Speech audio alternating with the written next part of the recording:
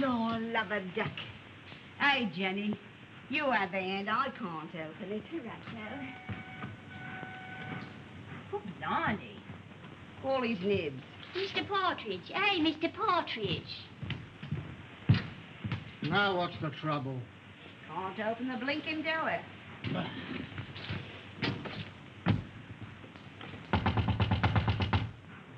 Come out.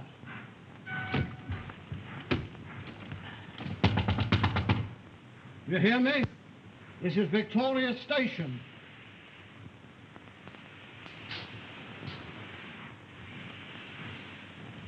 Honey. Some drunk sleeping it off. Some gents traveling first class.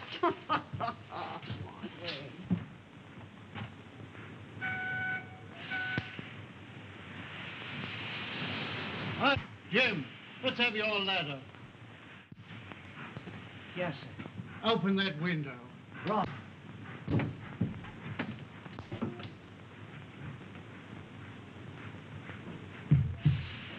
I can't budge it, Mr. Partridge. Budge is the word. You'll have to smash it then. Right. Oh! Mr. Partridge, there's... Oh, there's...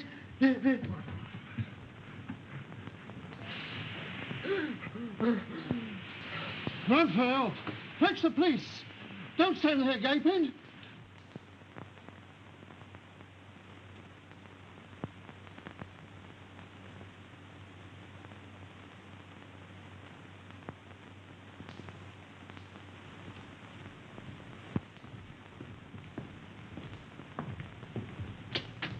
This must be the place.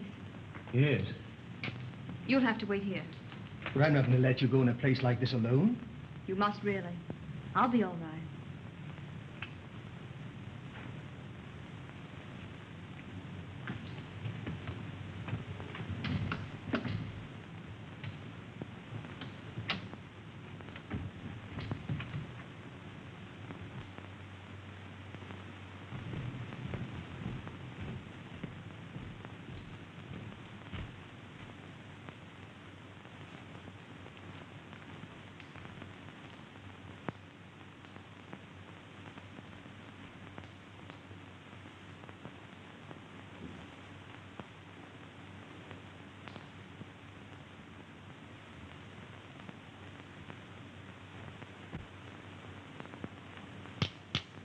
This meeting is now called to order.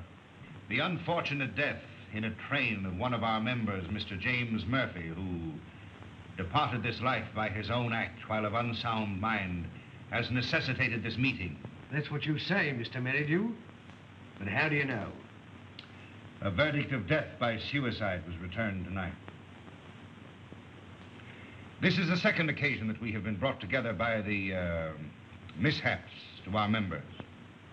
The first being the passing away by natural causes of the late Colonel Forrester, whose charming daughter so gracefully honors us with her presence here tonight. It is agreed in the pact drawn up and formally attested to by its founders that should the Grim Reaper overtake one or more, the interests of the deceased in the society will be divided equally among the surviving members. It is also provided for in the pact that Miss Forrester becomes a participating member. Consequently, the interests of the late James Murphy will be divided equally among the seven of us. I move that my fee for the necessary legal representation, funeral expenses, and a modest urn for the ashes be defrayed by our organization. I understand from the widow that he expressed a preference for cremation. I second that. All those in favor will please signify by raising their hands. Mr. Wilson. Mr. Baker. Mr. Deering.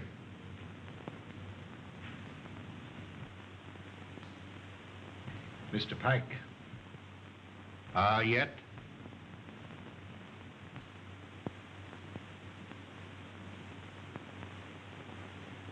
Good. Has any provision been made for the widow? None. I presume that we could stretch a point in her favor. Emphatically no. Things are complicated enough as they are. Why did he want to kill himself? Have you ever met his wife? No. No? Well, I have. A pest if there ever was one. We can attribute his death solely to the general deficiencies of one Annabel Mary Murphy.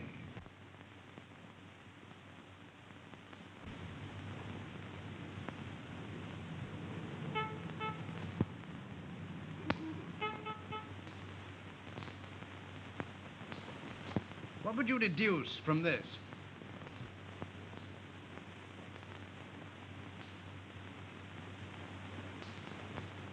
Obviously, an attempt to convey secret information. Could you decipher it? I could not, nor could you. Would you like to bet? Certainly. How much? Shilling. My time is too valuable. The answer will be found in a large book because the numbers are large. I'd suggest the Bible.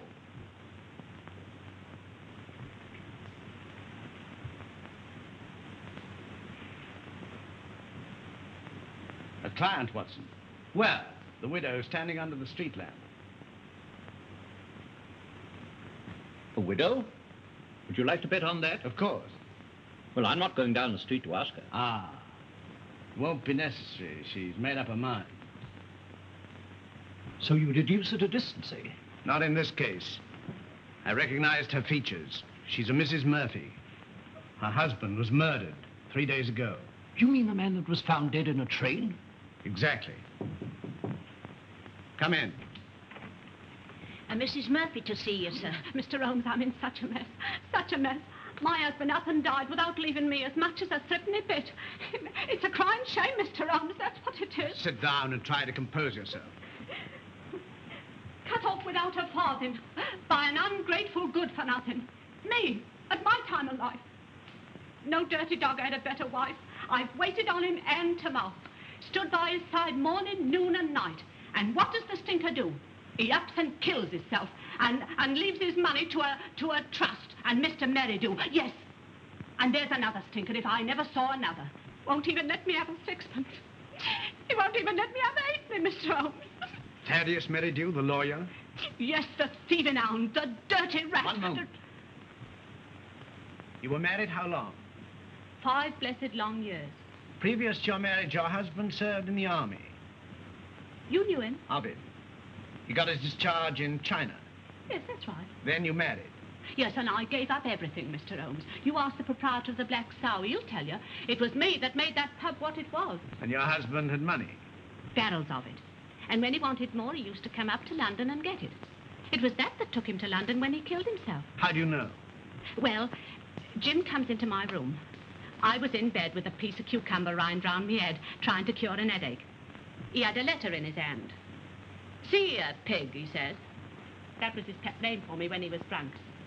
I'm going up to London. Did you read the contents of the letter? Oh, it wasn't no letter. It was just a piece of doggerel.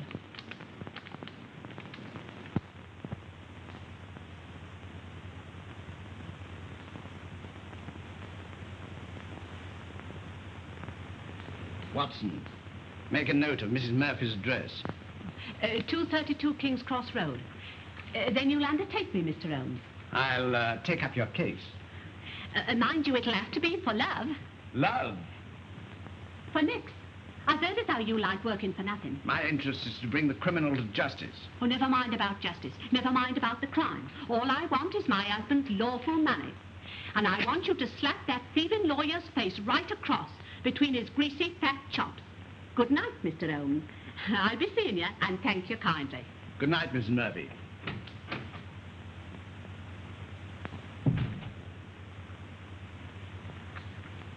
Deep water, Watson. She needs some shady lawyer, not you. Think so? I'm amazed that you're wasting your energies on such a morbid trifle. Who is this Merrydew? London's most dangerous crook. The king of blackmailers. A gliding, slithy, venomous snake. Once in his power, he'll squeeze and squeeze until he's drained his victims dry. More than once I've had my net around him, but so far he's managed to wriggle his way out. But the time has come, Watson. The time has come for Mr. Thaddeus Merrydew. And now, Miss Forrester and gentlemen, this concludes the meeting. I would like to have a word with you alone. I sincerely trust no further accidents will happen to occasion another meeting. You never can tell.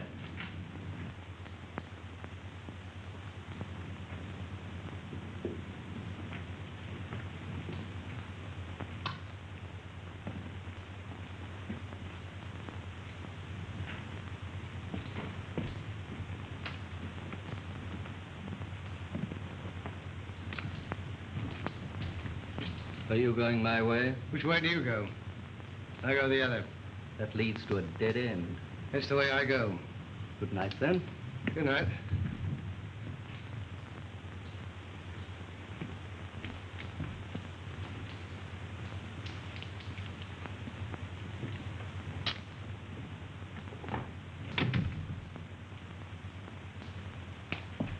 You must never mention anything that transpired at this meeting tonight, or even that this meeting was held. I saw a young man standing on the corner as I came in. Yes, my fiancé. He brought me here and is waiting for me. Oh. Then you're thinking of being married? Yes. I wouldn't if I were you. That is, at least until you've consulted me. But why? I can't explain.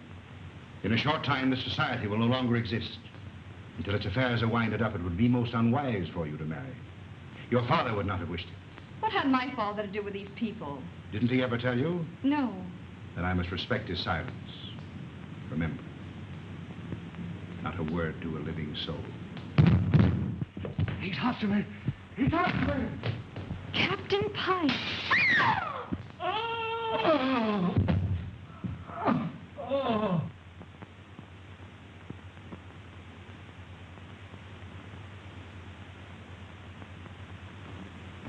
Dead, shot through the heart.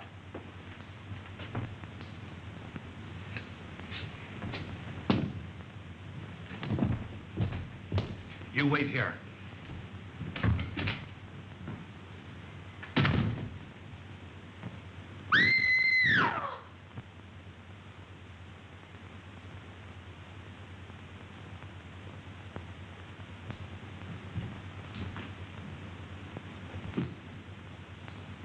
What is it? What's happened? Are you hurt?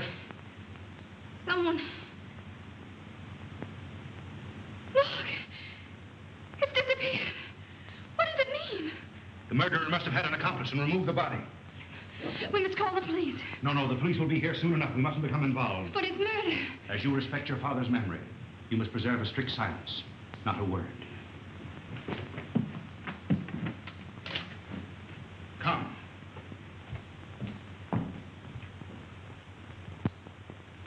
The body was pulled out of the Thames at 5 a.m. in the Limehouse district. The autopsy shows that death was caused by a bullet through the heart.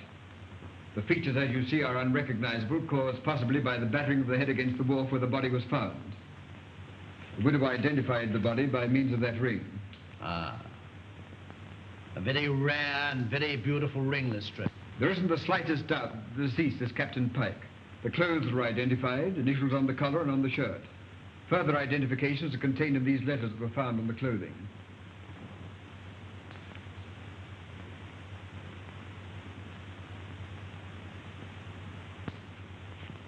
Where is the widow? We asked her to wait. She's in the adjoining room.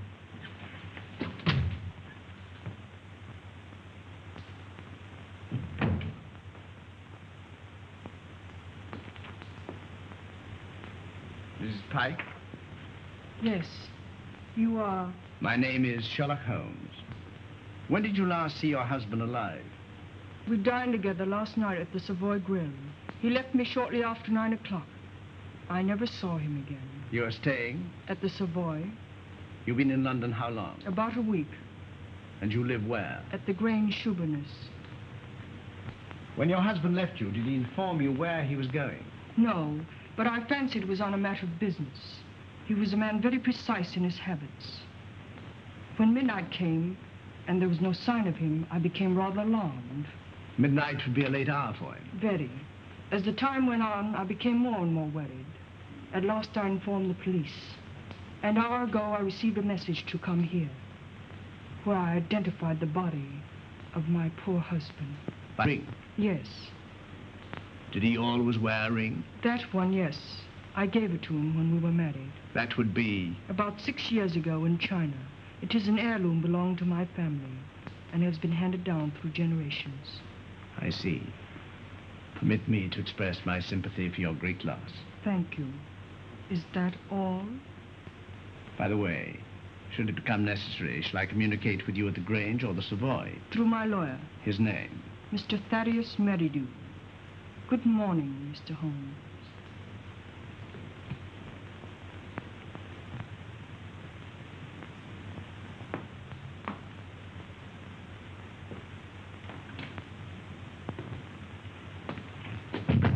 Well, what do you make of it? Murder, unquestionably. Is that all? That's all I have to say.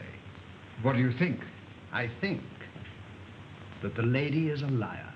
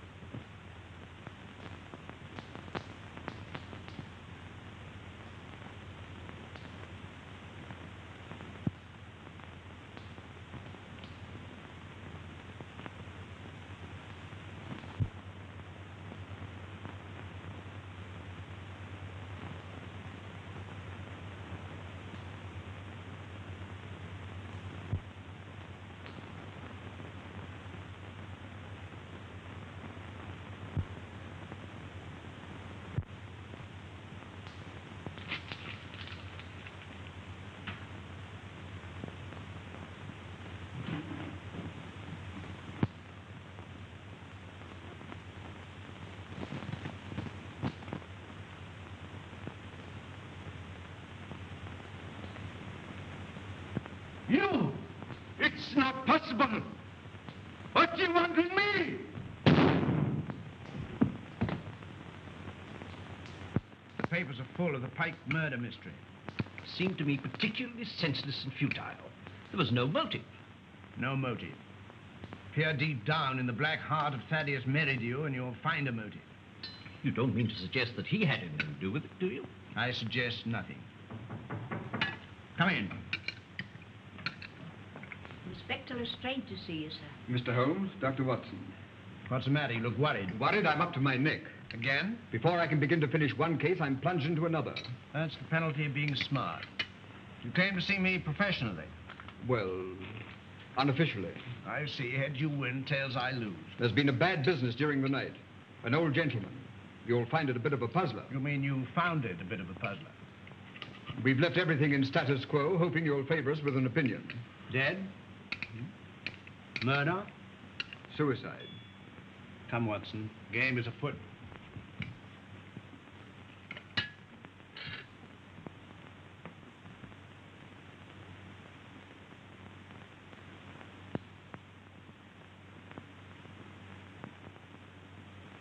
He was well known as a stamp collector. Very interesting.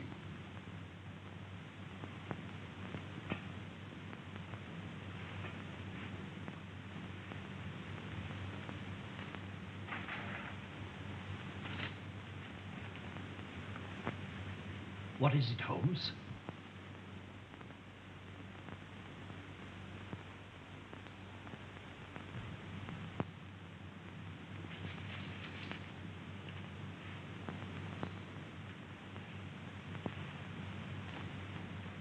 That leads out to the garden, seldom used to judge by the rusty hinges.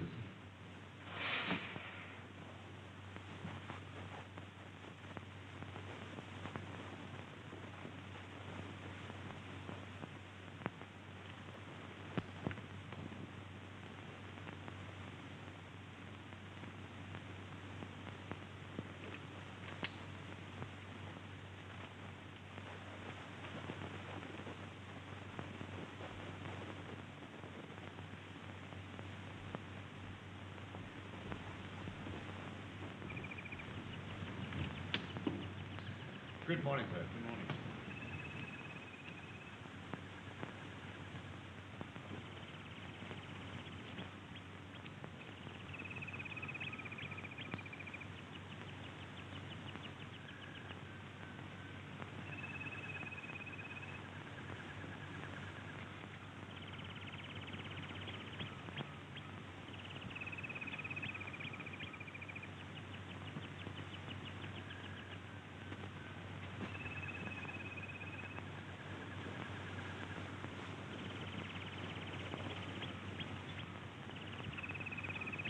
You can see that I've left everything untouched.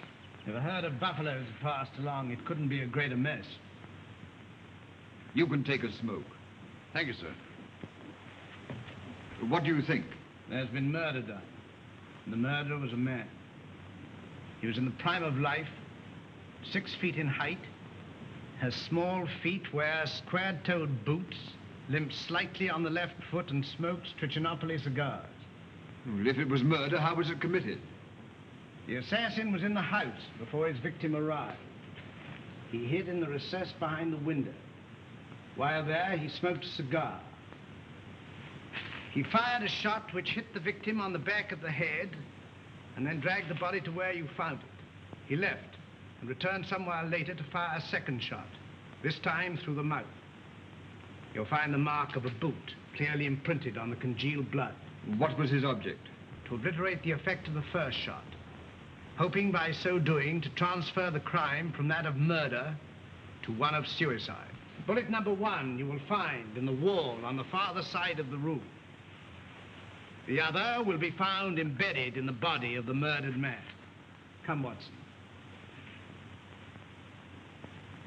We mustn't keep Mr. Merrydew waiting.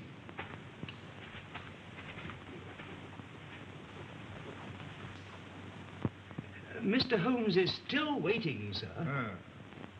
How long has it been now? Fully 2 hours, sir. That's as it should be. You may show him in now. Very good, sir.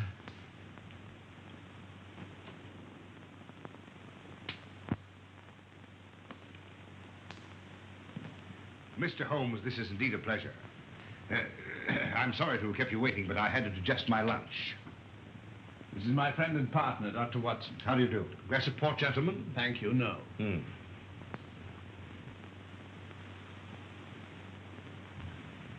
Cigar? Thank you. Be seated, gentlemen. I represent Annabelle Mary Murphy. Charming lady. I'm empowered to act on her behalf. Congratulations.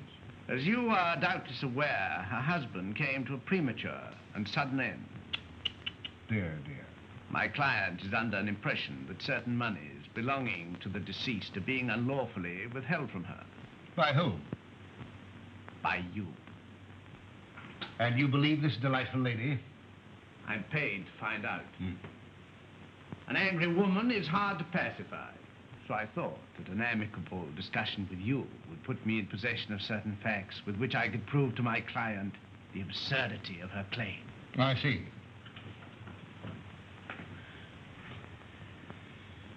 Is that all? That is all. Dear, dear, you're not smoking my cigar. You refuse to assist me. My dear Mr. Holmes, I have neither the information nor the authority. You see, until a few days ago, I was not aware that your distinguished client existed. In my profession, I deal with many cases impartially and legally without coming into personal contact with my client. It won't do, Mr. Merrydew. Anything else? May I trouble you for a pencil and paper? Help yourself.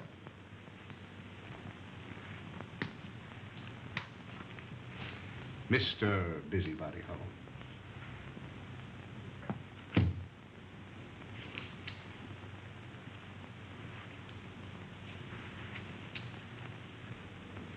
By the way, I think you should know that another client of yours met his death last night.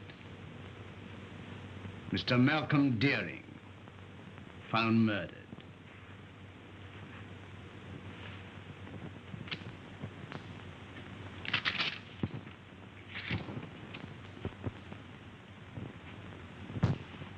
Good day, Mr. Merrydew.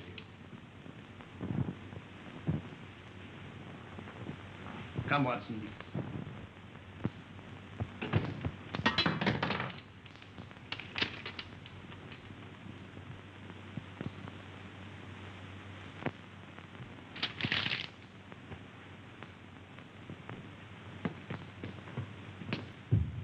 Cold-blooded monster. Well, I've given him something to think about. Did you see what I saw? His feet. What about him? Well, they were small feet. And Well? were square-toed, square-toed. Really? Yes, and did you remark the brand of cigar? Cigar? Trichinopoly. It was stenciled in big letters on the top of the box. Is that all you observed? Was there anything else? 100 things. Among them, the cipher to the code. A large book, Watson. I saw no Bible. We shall call Whitaker's Almanac a large book. Yes, indeed. That book will be found the message of the numbers.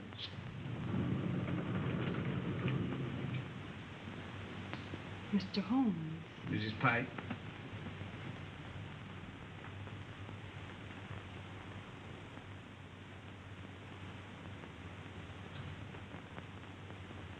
Holmes, what did you write on that sheet of paper? A long shot in the dark, Watson, but it hit a bullseye.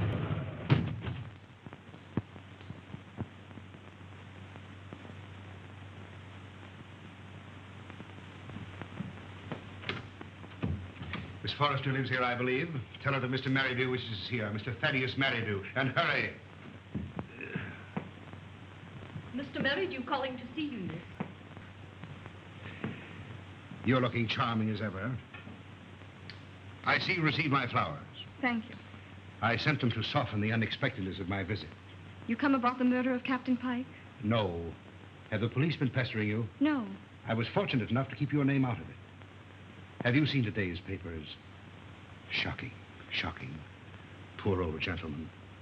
This is a very wicked world we're living in, Miss Forrester. This will necessitate another meeting. That's why I came myself to tell you. Safer. Too many eavesdroppers. Busybodies concerning themselves with other people's business. The same time, the same place, tomorrow night. Oh, please don't ask me to go to that dreadful place again. Well, unfortunately, in this case, I'm a servant, carrying out instructions. You've nothing to worry about. Not a thing. Not a thing in the world. Oh, this is my, Mr. Stanford, Mr. Merrydew. Remember.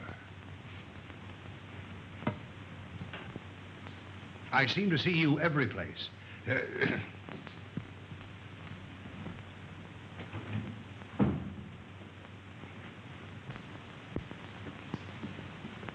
Who is that man?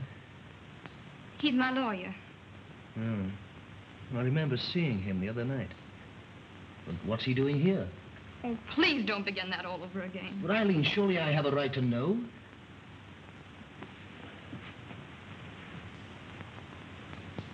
Oh, John, I'm so miserable. It's something that concerned Father. Just before he died, he sent for me. I remember his words.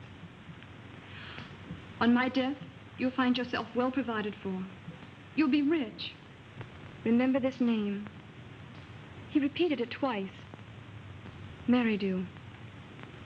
Should he communicate with you, follow his instructions, for through him will come this inheritance.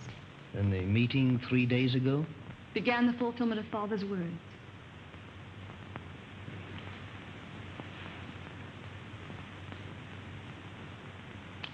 I think I'm beginning to understand.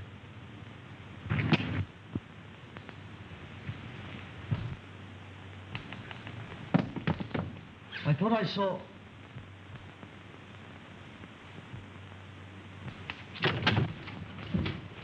John!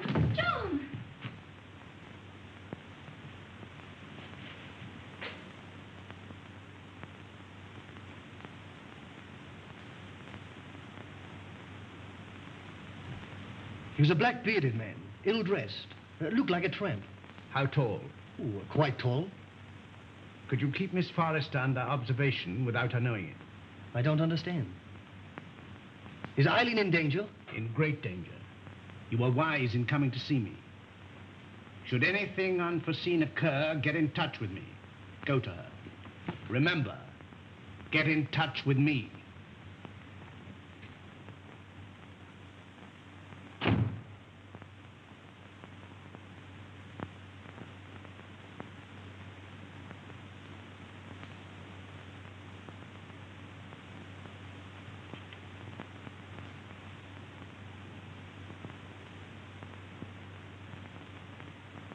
We are getting on, Watson. I'm glad to see you in a more cheerful mood. We've done remarkably well. I'm pleased. I admit I could do with a little explanation. I, too, feel a little curious. I considered the claims of Whitaker's Almanac. As I suspected, the large number represented the page, The second, the small number, the column, and the other figures, the message. You'll find it decoded on the table.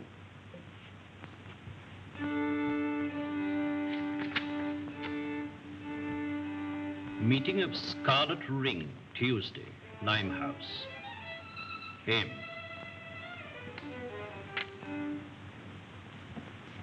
Merrydew?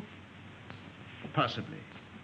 Tomorrow will appear in the personal column of the Daily Telegraph a second message, a request for information. Your message? My message. And the next step? The need of fresh air will take me in the country tomorrow. In the meantime, relaxation, music. I hope I won't bore you. Not if you make it soft.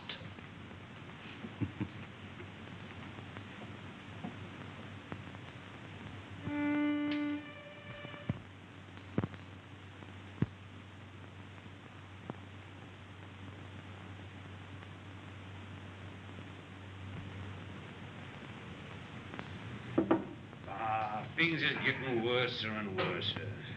I hear tell as how they'll get more worser before they gets less worser. Same as I say. That were a very bad business about Captain Pyke. A very bad business. Same as I say. I hear tell us how the old Grange is going under the hammer. Lock, stock, and barrel. Same as I say. And I almost broke this old back of mine a weed in their old garden. And to look at it now, you'd think I'd spent all my time in here. Morning, sir. Morning. Morning. How far is the Grange from here? Well, some will tell you 4 miles and some will tell you 5. But I say it's more than 4 and less than 5. Is there any means of getting there besides walking? Bless your heart, yes, sir. I've an old trap. I'll harness up old Caesar and old Will he'll drive you over. Yeah. Will you take anything to drink? Wouldn't come amiss. Scotch and splash. Put a bottle on the table, some glasses, and a siphon of soda. Come in, sir, come in. Lord love us, it feels good to be busy again. You're a godsend to him, sir. He hasn't had a paying customer for a long time. There's a chap round in the jetty, sir.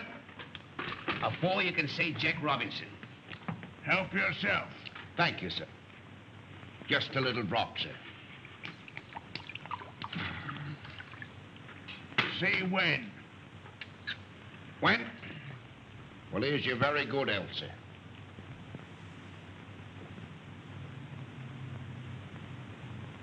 Oh, I feel like a new man, sir. Well, and now give the new man a drink. Righto, sir.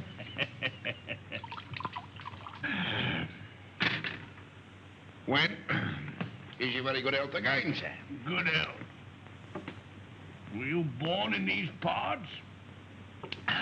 Never seen none other. Worked for the Pyke family all my life, till I got tired of working.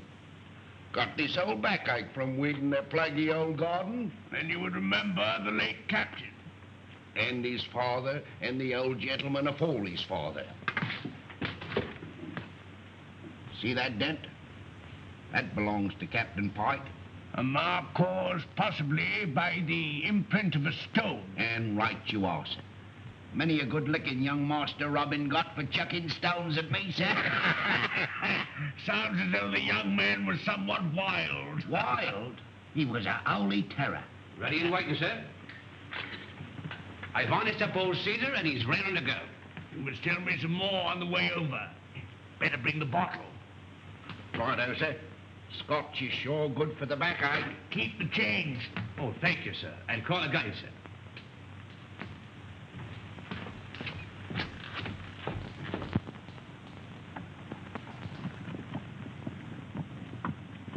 Steady, Caesar, steady. He's hard to handle when he's raring to go, sir. You were saying? You can't make English gentry out of the heathen Chinese, nohow. Not in these parts. Very difficult, I imagine. When the captain was alive, did he stay here often? Until last Tuesday, we ain't seen nothing on him till close nigh on to 2 years. Shall we have one, sir? You take 2. Right, that's it.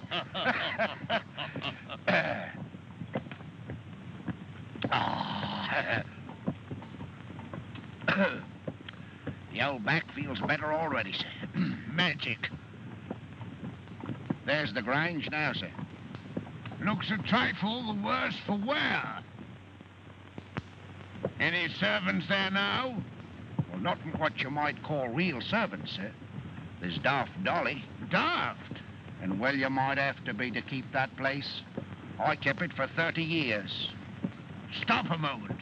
Whoa, Caesar.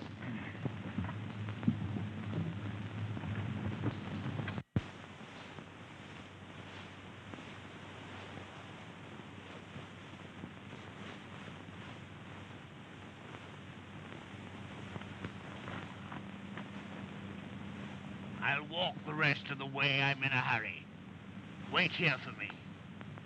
I won't budge an inch.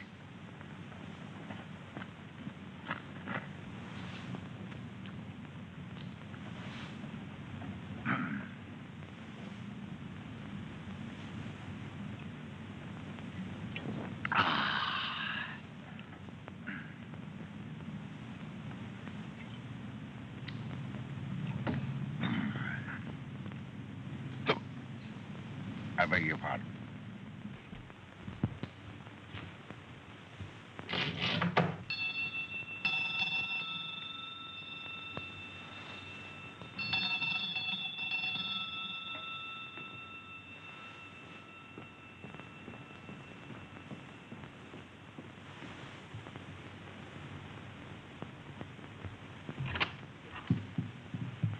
Is your mistress in? No, sir. Where is she? London town. I understand that this house is for sale. I may wish to buy it. I look it over. I look it over.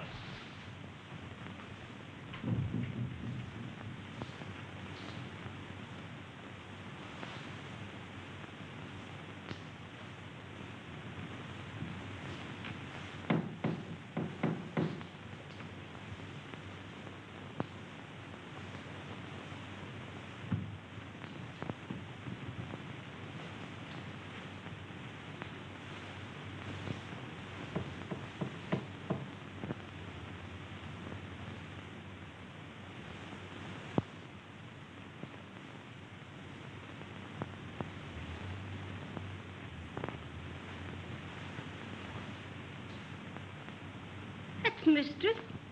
Such a good looker. Such eyes. She walks like a cat. Such a figure. Such a fine bit of goods. An English lady make her look like nothing. Buzz. Buzz.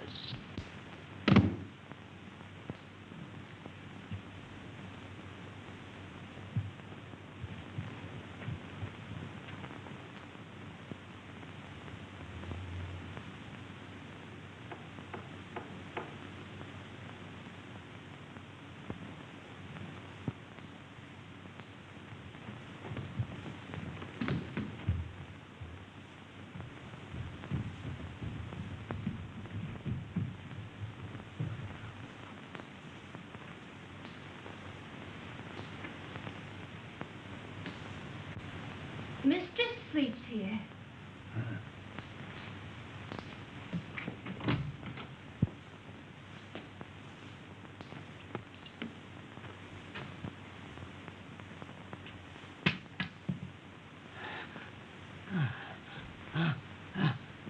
Ain't you feeling good? It's my hot water. Quick. Just a minute, just a minute.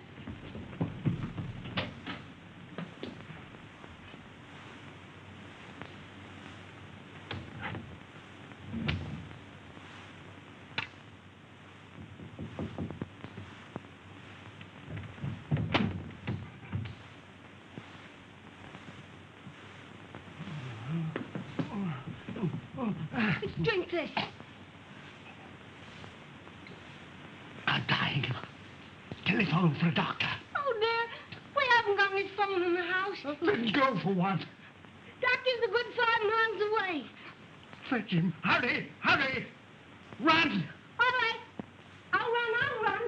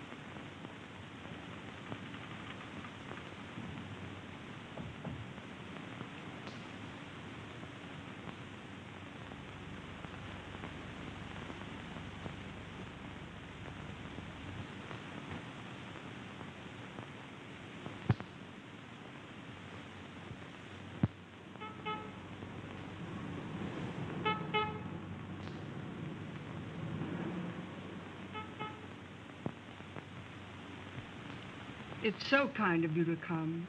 Knowing my late husband as intimately as you did, I felt I could turn to no better person to help me through this trying time. Well, you know, anything I can do. You are very nervous today.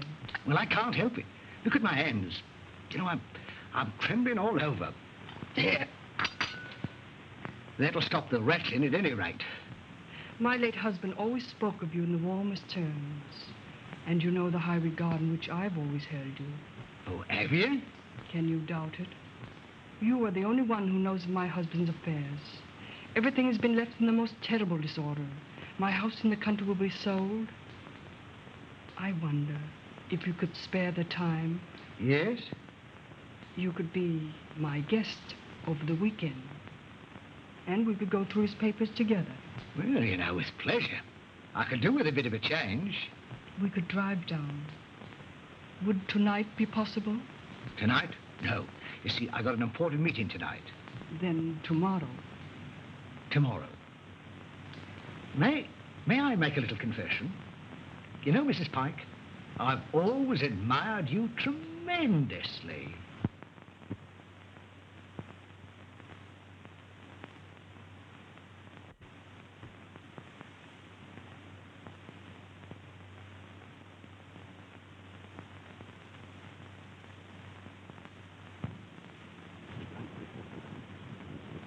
Who's that? Baker. Oh, it's you, is it? Who do you think it was? Where are the others? I'm the first one here. There's a rat among us. Yes, and he's facing me, seated on a chair. Tonight. Someone has given away the code. Anyone supplying information concerning the Scarlet Ring will be rewarded. Apply Sherlock Holmes, 221A Baker Street. It's one of us, that's certain. We can leave the girl out of it. Can't be that dumb Chinaman. There remains you, myself, and Merrydew. Well, it's not me. On my oath. On me, I swear it. Then it's... I thought that snake was double-crossing me. But it's getting on my nerves. It's like living a nightmare. First Murphy, then Pyke, then Deering. Who'll be next?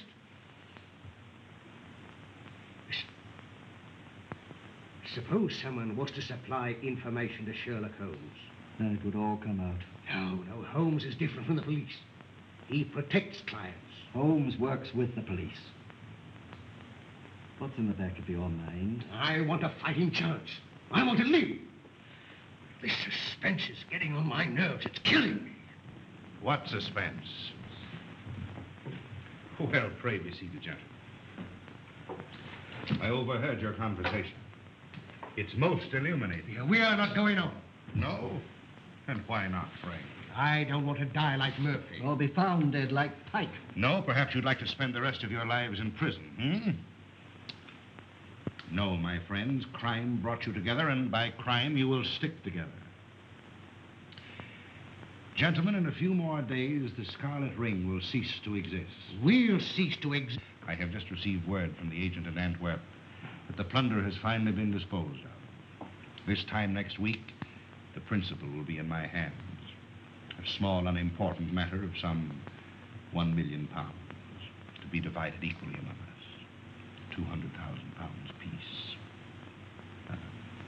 £200,000. And meanwhile? You've waited for 5 years. What's a matter of a few days? Yeah, what guarantee is there we'll be alive to receive it? None. Of course, if it were a question of your life without the money, it might be arranged. How?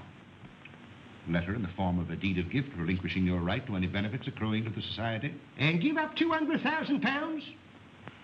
It might ensure your life. I'd see you burn first. Shh. Not a word.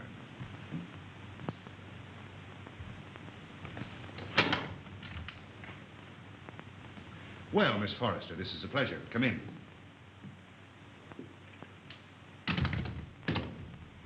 Won't you sit down?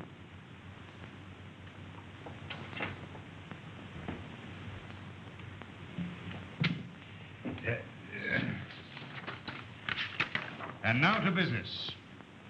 Miss Forrester and gentlemen, Again, I have the pleasure of presiding at this meeting.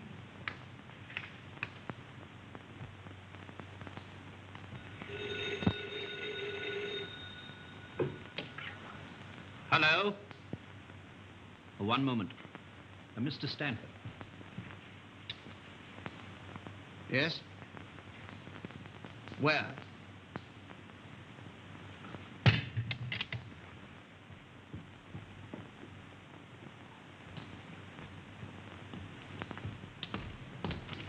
Oh, thank heavens you come. I followed her here and phoned you immediately. She went into the side door.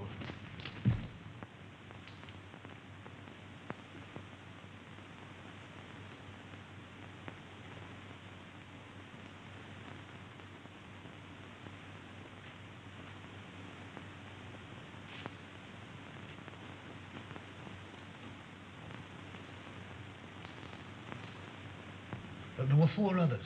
The lawyer, 2 white men, strangers, and a Chinaman.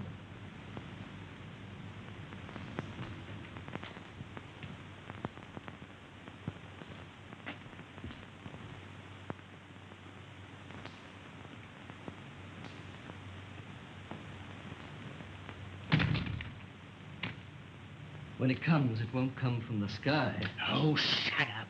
Oh? I'm on fire. Life's worth more to me than money. Yours may be. Mine isn't. Shall we walk to the station together? No, you go ahead.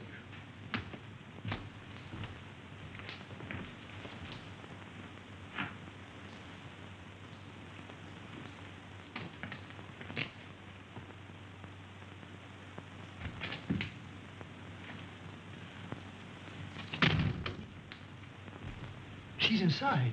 They've left her inside. Shh.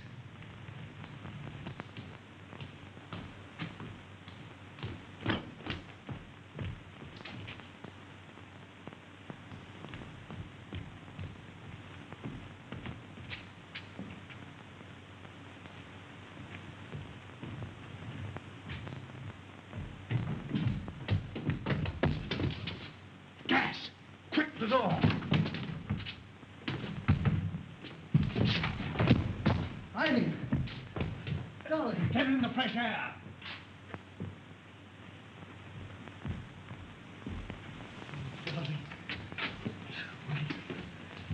You came in the nick of time. Get her home. Don't let her out of your sight. Guard her.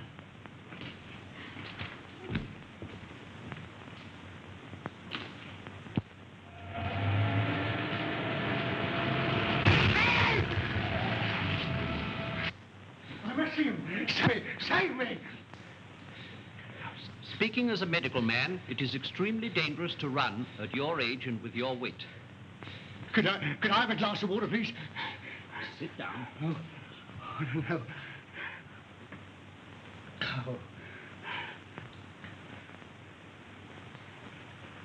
Thank you. I must apologize for bursting in like this, Mr. Holmes. I'm Dr. Watson. I don't know when Mr. Holmes will be back. Please wait. Thank you.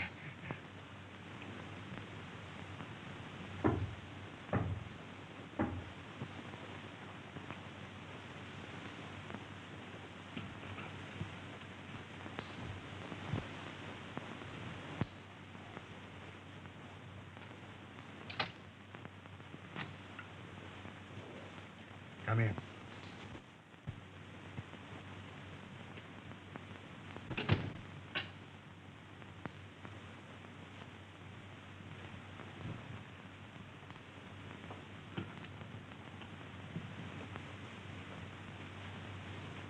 Sit down.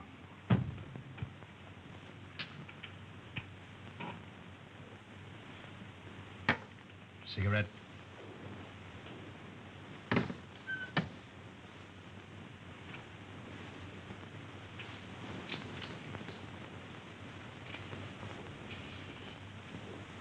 Any luck?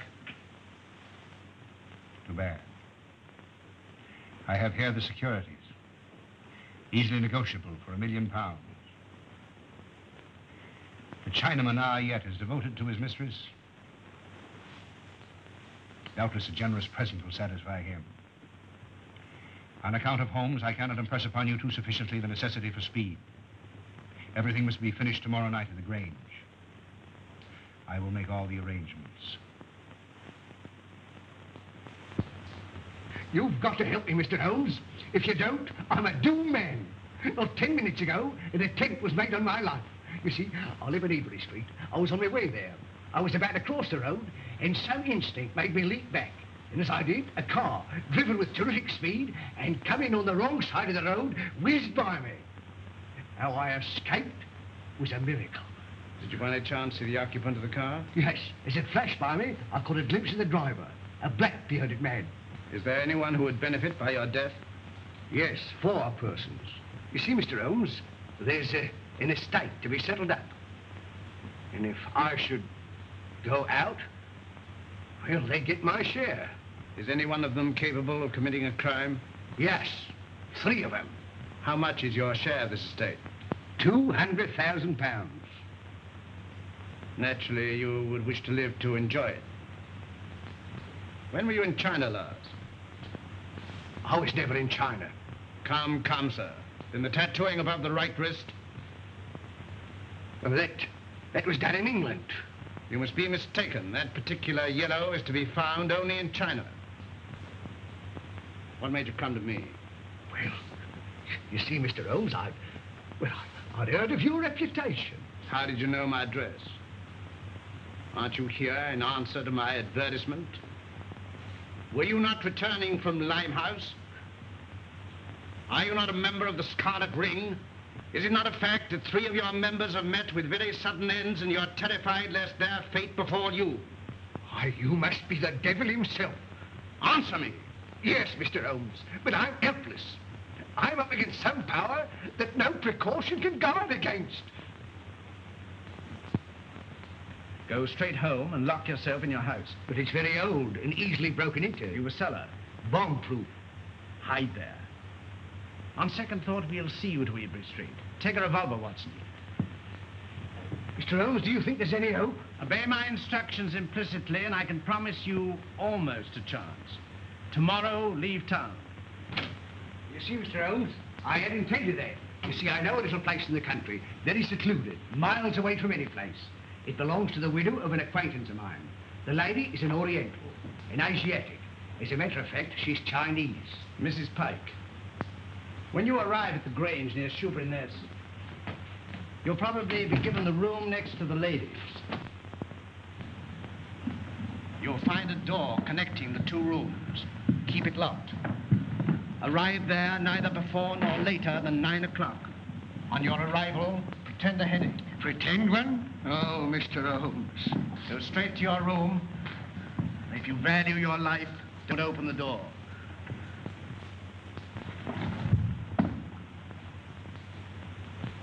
Baker! They got him too. Poisoned.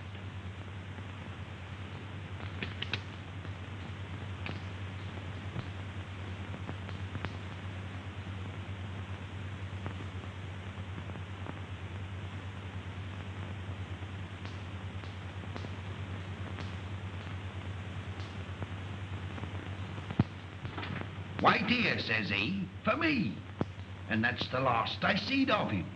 A regular queerin', free with his money, same as I say. He must have been a pickle when he was a lad.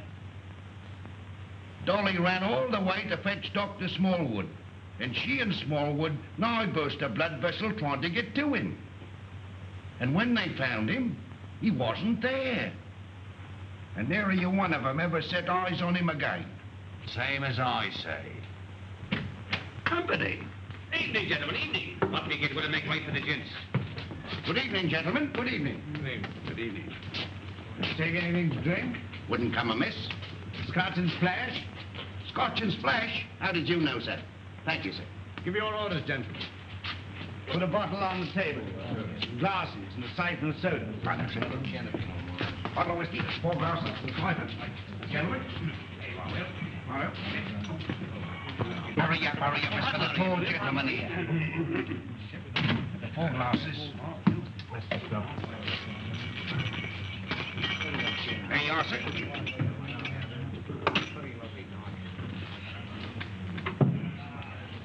What brings you gentlemen round these here parts? This friend of mine belongs to the medical profession. A patient of his has escaped, an old gentleman, a very dangerous character. That's the reason for all these warders. An old gentleman? Wearing a cape? Stoops a bit? Big in the belly? You've seen him? Have I seen him? Yes, sir. And Dolly at the Grange seen him. And Dr. Smallwood ought to seen him, but he never set eyes on him. As sure as I'm standing here, sir. He sat right there. It was the day before yesterday. Doctor, we're on the right scent. Say when. When?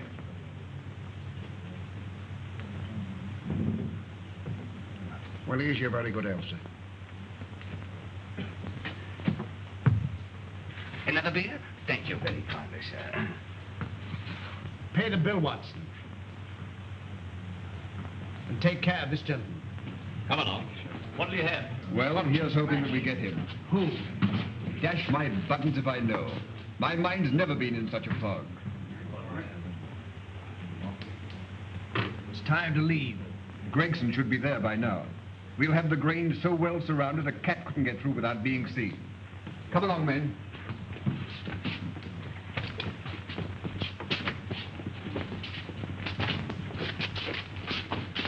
Mr. Holmes, something terrible has happened. Miss Forrester has disappeared. Disappeared? But I told you to guard her. But I couldn't understand your telegram. Telegram? What telegram? Instructing me to meet you at Dover. Are you mad? I don't know. I'm almost insane with worry. Go on. Well, I arrived at Dover and suspected it was a hoax. I returned to London immediately. Fortunately, I have a racing car. Arriving there, I went straight to Eileen's house. She'd gone. A maid told me that she left in the early afternoon with a strange woman. A Chinese woman? Yes. I called you, but you'd left. When I gave my name to your housekeeper, she told me where I could locate you. Oh, Mr. Holmes, what could have happened to her? Where could she be? Come this way. There's not a moment to lose.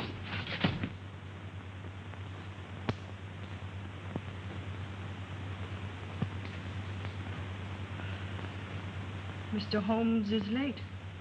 Are you sure you're not mistaken? I had written instructions to bring you here. You saw them. Perhaps the fog. Are you certain to be here? If not tonight, then tomorrow morning. Who's that? Strange.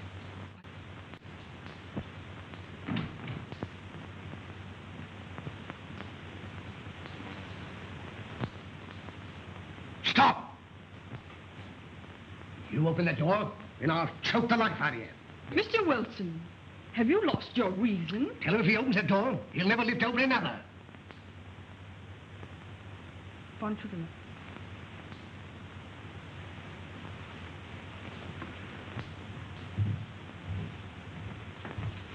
Who is it? Telegraph, boy.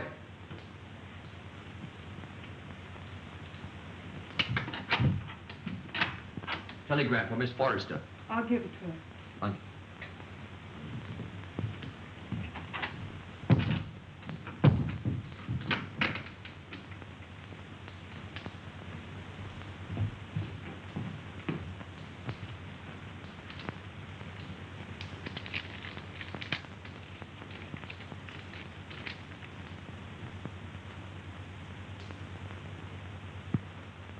Good news?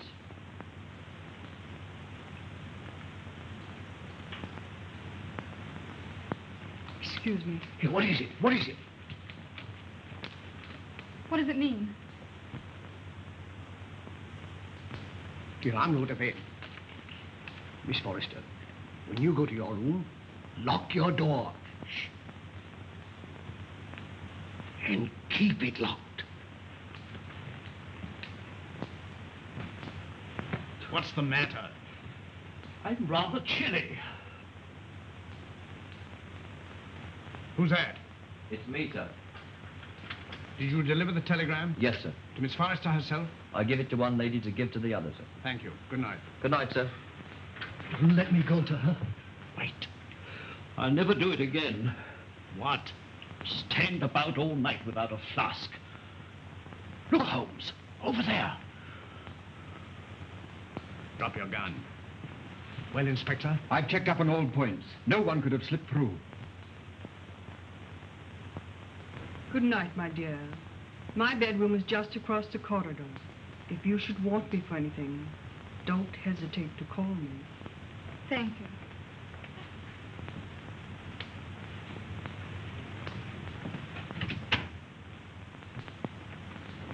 Good night.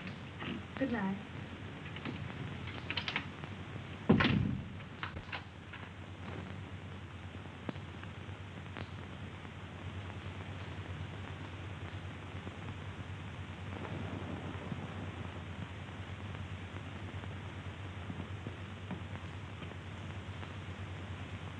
Mr. Wilson, are you in bed? Yes, yes. Sorry. Good night. Good night.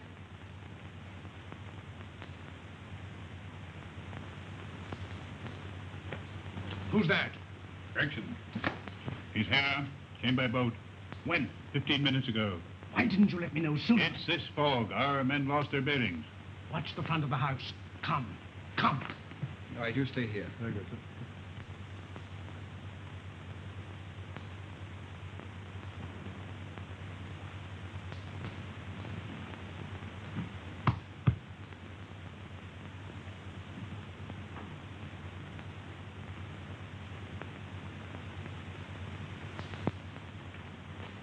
I thought you would never come. It's this cursed fog. Where's the girl? At the end of the corridor. Good. Wilson? He's locked his door. Well, get him out. Offer him any inducement. It's in the house.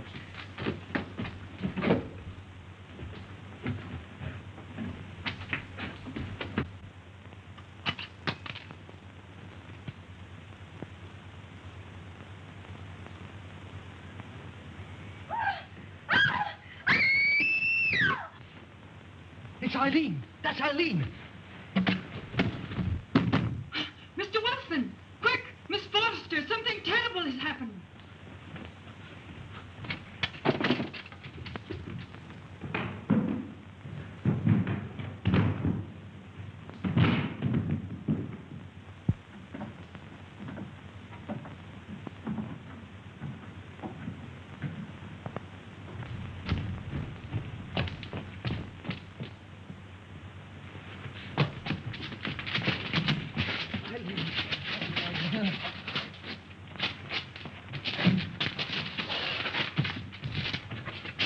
Eileen, my darling, are you all right? Help! Murder! Help! Break it down. Help! Help! Holmes! Holmes! Holmes! Are you all right? Quite all right. Thank you, Watson. Take them downstairs.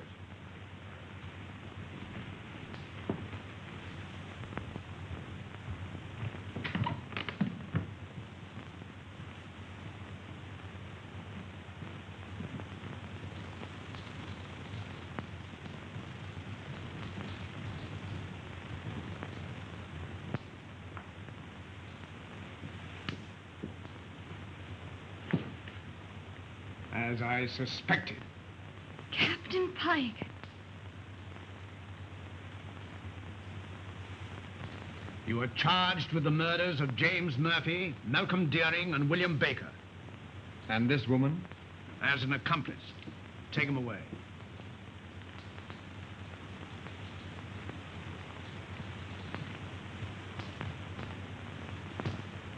I saw him killed. You saw him pretend to be killed. It was he who attacked you. He was shot. No shot broke that window. He broke it himself. But the blood. Animal blood. On a sponge. Merrydew, of course, was in on it. Mr. Holmes. There's a second man outside. Came by car. I thought it my duty to detain him. Bring him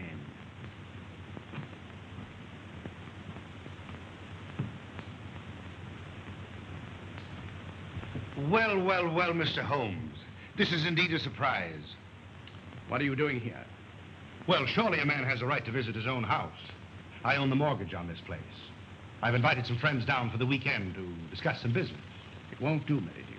Arrest him. Well, this is rather a high-handed procedure. What are the charges, Holmes? The gravest possible.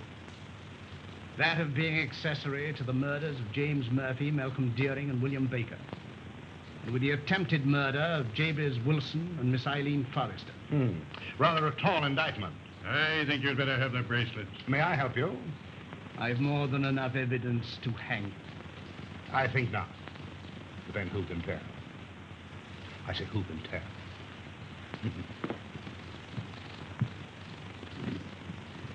This will make promotion, Lestrade. I'm very grateful to you, Mr. Holmes. But how you did it beats me. Simple enough. Simple. Simple? By the examination of the footsteps in the garden of Mr. Deering's house, I was tolerably certain of the murderer's description. It answered in every particular to that of Pyke, furnished me later by the War Office.